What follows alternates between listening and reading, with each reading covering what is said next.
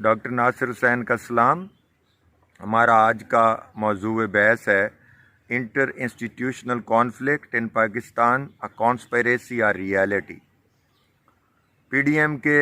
کراچی کے جلسے کے بعد اگلی صبح ایک تہلکہ مچا دینے والی خبر نے پوری قوم کو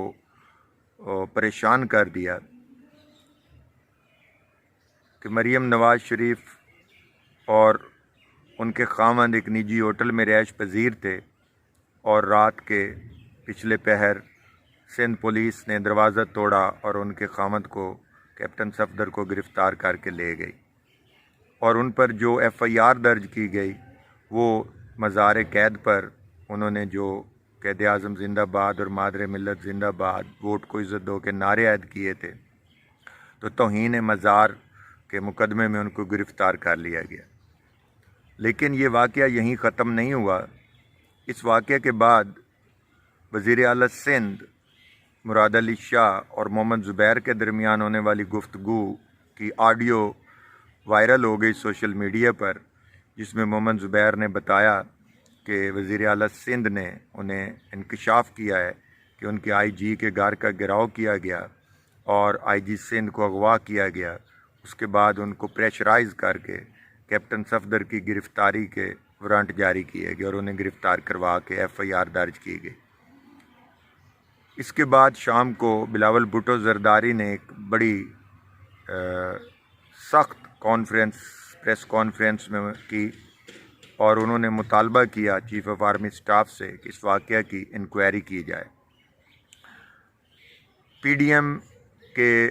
صدر فضل الرحمان صاحب نے بھی اس پر بڑی سخت تنقید کی اور بڑا سخت رویہ اختیار کیا۔ ان کا موقف بہت سخت تھا۔ اب اگر ہم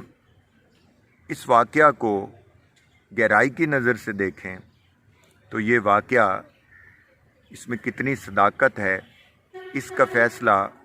تو انکوائری کمیٹیاں کریں گی جو چیف آف آرمی سٹاف نے مقرر کی ہے اور سندھ حکومت نے مقرر کی ہے۔ لیکن سب سے اہم بات اس واقعہ کے کرٹیکل ڈسکورس انالیسس سے آنے والے نتائج ہیں۔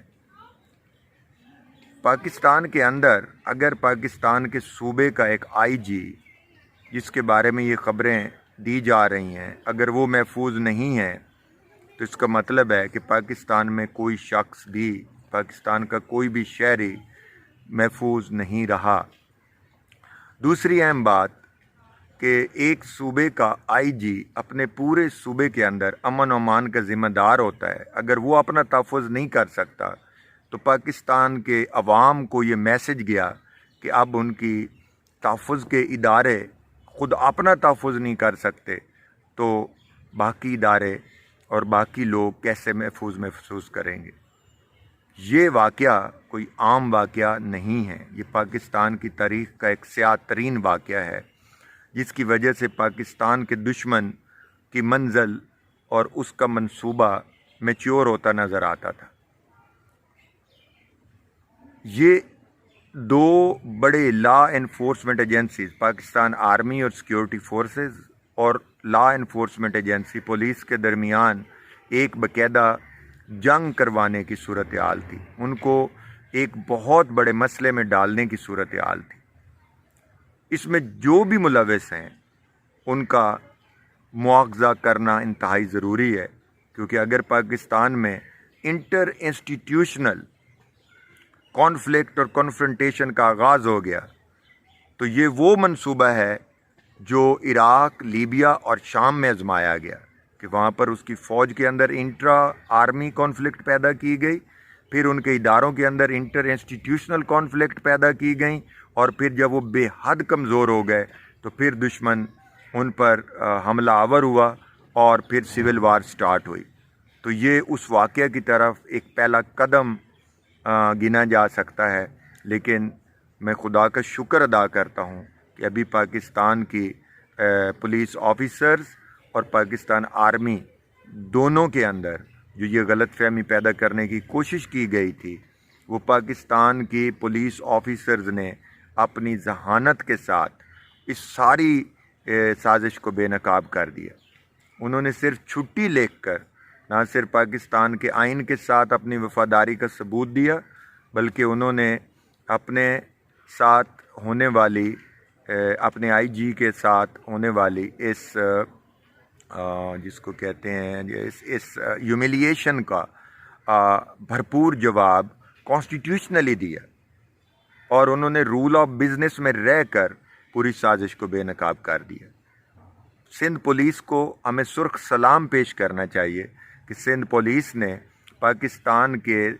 تمام محکموں کو، تمام سیاسی لیڈرز کو اور تمام عوام کو یہ پیغام دیا کہ ہمیں پاکستان کے آئین کے مطابق اپنے اپنے دائرہ کار میں رہ کر اپنے فرائض سر انجام دینے ہوں گے، کیونکہ 1973 کے آئین نے واضح طور پر پاکستان کی لیجسلیٹو اسمبلی، پاکستان کی جوڈیشری، پاکستان کی ایگزیکٹو، پاکستان کی آرمڈ فورسز اور پاکستان کی پولیس اور باقی سارے اداروں کے درمیان اختیارات کی تقسیم واضح طور پر کر دی ہے۔ اس لیے یہ واقعہ کہ سندھ پولیس چھٹیوں پر کیوں گئی، یہ تو ریبیلین تھی، میں اس کو قطعاً ریبیلین نہیں کہتا۔ یہ ایک انتہائی باوفا اور سلجھے ہوئے پولیس آفیسرز نے فیصلہ لیا کہ اپنا ملک بھی بچانا ہے اور پاکستان کے اندر انٹر کانسٹیٹیوشنل کانفلکٹ کو بھی بے نقاب کرنا ہے، اور ملک میں سول وار کرانے کی کوشش کو بھی انہوں نے ناکام بنا دیا۔ اچھا، اب دوسرا پوائنٹ جو کریٹیکل ڈسکورس انالیسس سے سامنے آتا ہے، جو نریٹو پیش ہوا، وہ یہ تھا کہ سندھ اپنے مہمانوں کی بہت عزت کرتا ہے۔ بلا شبہ ہر صوبہ اپنے مہمان کی بہت عزت کرتا ہے، اس میں کوئی شک شبے والی بات نہیں ہے، لیکن اس واقعہ کے بعد اگر غلط فہمی پیدا ہو جاتی دو بڑی سیاسی جماعتوں کے رہنماؤں کے درمیان، تو دو بڑے صوبوں کے عوام کے درمیان شدید نفرت کی بنیاد ڈالی جا رہی تھی۔ اس سے بھی پاکستان پولیس کے آفیسرز نے چھٹی مانگ کر اس واقعہ کو بھی بے نقاب کیا۔ جو تیسرا کریٹیکل ڈسکورس انالیسس سامنے آیا، وہ پاکستان کے سیاسی رہنماؤں کی میچیورٹی تھی۔ انہوں نے اس واقعہ کو قطعاً غلط فہمی پیدا کرنے کی ایک سازش قرار دے کر اس کو تسلیم ایک دوسرے پر الزام تراشی سے گریز کیا، اور یہ بڑی خوش آئند بات ہے کہ پاکستان ڈیموکریٹک موومنٹ کے قائدین نے اسے ایک غلط فہمی پیدا کرنے کی سازش سمجھ کر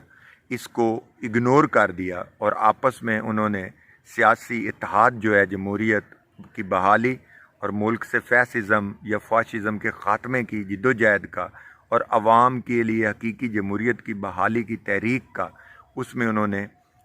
بڑا اہم کردار ادا کیا ہے۔ پاکستان کے چیف آف آرمی سٹاف سے بلاول بھٹو زرداری نے جب اپیل کی کہ وہ انکوائری کی جائے تو اس پر اعتراض کیا جا رہا ہے۔ بلاول بھٹو زرداری نے صحیح فیصلہ کیا، کیونکہ under the rules Pakistan army کا اگر کوئی ادارہ یا اس کے ماتحت کوئی ادارہ وہاں پر محکمہ وہاں ملوث ہے، تو اس کا اختیار اکارڈنگ ٹو دا رولز انہی کو حاصل ہے کہ وہ ان کے اندر چھان بین کریں، اور جو اس میں ملوث لوگ ہیں ان کی نشاندہی پر ان کو سزا دی جا سکے۔ جہاں تک پاکستان کے اندر موجودہ حکمران وفاقی حکومت کا تعلق ہے، انتہائی افسوس کے ساتھ کہنا پڑتا ہے کہ تمام وزراء اور باقی جو اس کے ذمہ دار لوگ ہیں، اور خصوصاً وزیر اعظم کے معاونین خصوصی اور خود وزیر اعظم صاحب نے جب سے پاکستان ڈیموکریٹک موومنٹ نے اپنے جلسوں کا آغاز کیا ہے، ان کی زبان، ان کا لہجہ اور ان کا بیانیہ کسی صورت میں بھی جمہوری نظر نہیں آتا۔ وہ ایک ایسی سیاسی جماعت یا ایک ایسے گروہ کی طرح نظر آتا ہے جو ملک میں ہر حال میں اپنی ہیجمنی قائم کرنے کے لیے کسی بھی اقدام سے گریز نہیں کریں گے۔ یہ انٹر کانسٹیٹیوشنل کانفرنٹیشن کے پیچھے کون ہے اور کس نے کیا، اس کی باقاعدہ بھرپور تحقیقات کی جانی چاہیے، اور जो इराक़ और लीबिया और शाम का तरह का एजेंडा यहाँ ला कर नाफिज करने की कोशिश की गई है, और जिस तरह पाकिस्तान के दो बड़े कौमी महकमों को लड़ाने की कोशिश की गई है, उसको बुरी तरह नाकाम बनाया जाना चाहिए, और हम उसकी शदीद मज़म्मत करते हैं। पांचवा जो क्रिटिकल डिस्कोर्स एनालिसिस सामने आता है वो ये है कि पाकिस्तान की नौजवान नस्ल को क्या पैगाम पहुंचा। क्या पाकिस्तान की नौजवान नस्ल ये समझे कि माइट इज़ राइट, और might is right is not workable and practicable in the 21st century. 21वीं सदी जमहूर की सदी है, 21वीं सदी इल्म की सदी है, 21वीं सदी इंफॉर्मेशन टेक्नोलॉजी की सदी है। इसलिए इस सदी में 13वीं सदी की मेंटालिटी और कॉलोनियलिज्म की मेंटालिटी और मैसोलिनी और हिटलर की मेंटालिटी नहीं चलेगी। पाकिस्तान की अवाम आइन से भरपूर तरीके से आगाह हैं। पाकिस्तान की अवाम ने हमेशा आइन के अंदर आइन के तहफ़्फ़ुज़ के लिए हर उस ज़ालिम हुक्मरान को शिकस्त दी है जिसने उनके आइनी हकूक़ पर डाका मारा है। पाकिस्तानी अवाम ने हर उस शख्स को बुरी तरह नाकाम किया जिसने पाकिस्तान की बका में और पाकिस्तान की सलामती के लिए नुकसान पैदा करने की कोशिश की। इस 21वीं सदी में ये हथकंडे नहीं चलेंगे। इसलिए पाकिस्तान को के लिए मैं अक्सर कहता हूँ अपनी नौजवान नस्ल से कि पाकिस्तान को क़ायद आज़म ने हिंदुस्तान के मुसलमानों की अक्सरियती वोटों से बनाया था, और पाकिस्तान की बका भी पाकिस्तान की जमहूरी कदरों और पाकिस्तान की समाजी सकाफ़ती कदरों के तहफ़्फ़ुज़ और वोट के ज़रिए होगी। लिहाजा मेरी अपील है पाकिस्तान के सियासतदानों से कि वो मुत्तहिद होकर और इंतहाई संजीदा सियासी क़यादत का किरदार अदा करें। पाकिस्तान की मिलिट्री क़यादत को और सिविलियंस को मिलकर पाकिस्तान के अंदर जमहूरियत को मजबूत करना होगा, और इस तरह की इंस्टीट्यूशनल और इंट्रा इंस्टीट्यूशनल कॉन्फ्लिक्ट्स को बेनकाब करके उसके पीछे जो फैसिलिटेटर्स हैं जो इस काम के अंदर काम करवाते हैं, उनको बेनकाब करना बेहद ज़रूरी है, ताकि ये मुल्क महफूज रहे, इस मुल्क को अवाम महफूज रहें और ये सदा आबाद और शाद रहे। पाकिस्तान पाइंदाबाद।